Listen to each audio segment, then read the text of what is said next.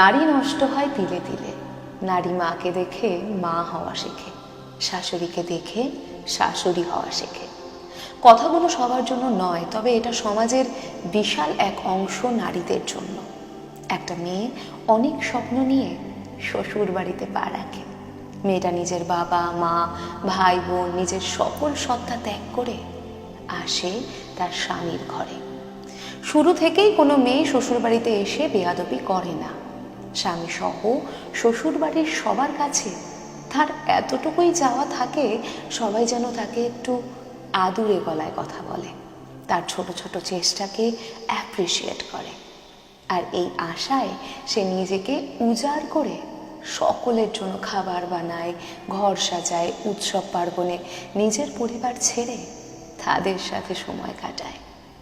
একটা সময় তাদের বংশধর দিতে গিয়ে নিজের জীবন পর্যন্ত বাজি রাখে।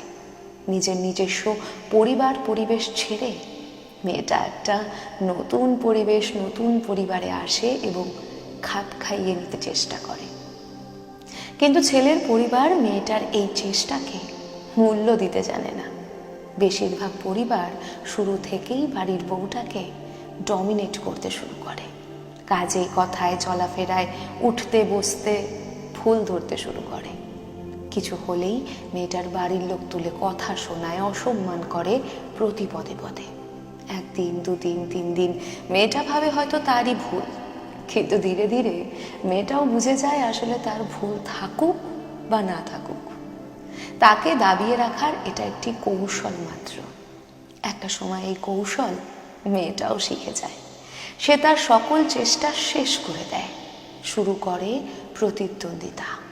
নীরবে আর কতই বা সহ্য করবে, শুরু করে প্রতি উত্তর। মেয়েটাও একসময় শ্বশুর বাড়িতে প্রতিবাদী কণ্ঠে কথা বলা শুরু করে। আর যেদিন সে প্রতিবাদী কণ্ঠে কথা বলা শুরু করে, মেয়েটি তার সরল মন ছেড়ে কঠিন হয়ে যায়, সেদিন ওই মানুষগুলোই তাকে বেয়াদবের আখ্যা দেয়। আর কিছু ক্ষেত্রে মাঝে ভুক্তভোগী হয় ওই পরিবারের নিজের ছেলে। সে না পারে পরিবারকে ভুল বলতে, না পারে নিজের স্ত্রীর ভুল ধরতে। ফলাফল স্বরূপ ছেলেটার বিবাহিত জীবন নষ্ট হয়ে যায়।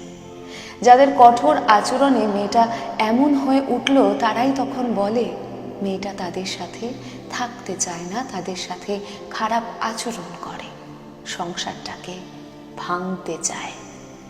অথচ চিত্রটা অন্য রকম হতে পারত। মেয়েটাকে একটু আদরে ভাবে সবাই মিলে বুঝিয়ে রাখলে সংসারের পরিবেশটা কতই না সুন্দর হতো। একটা মেয়ে তার সব ছেড়ে আপনাদের কাছে এসেছে, তার জন্য সবাই মিলে একটু স্যাক্রিফাইস করে তাকে মানিয়ে নিতে সাহায্য করলে সেও আপনাদের মনের মতো হয়ে উঠবে। সব মেয়ে খারাপ বউ হওয়ার উদ্দেশ্য নিয়ে শ্বশুর বাড়িতে আসে না, পরিস্থিতি তাদেরকে বাধ্য করে। সব মেয়ে বা সব পরিবার এক নয়, তবে অধিকাংশ ক্ষেত্রে সকল পরিবারে এই একই চিত্র। কথাগুলো শুধুমাত্র ভুক্তভোগীদের জন্য। আই রিপিট, কথাগুলো শুধুমাত্রই ভুক্তভোগীদের জন্য।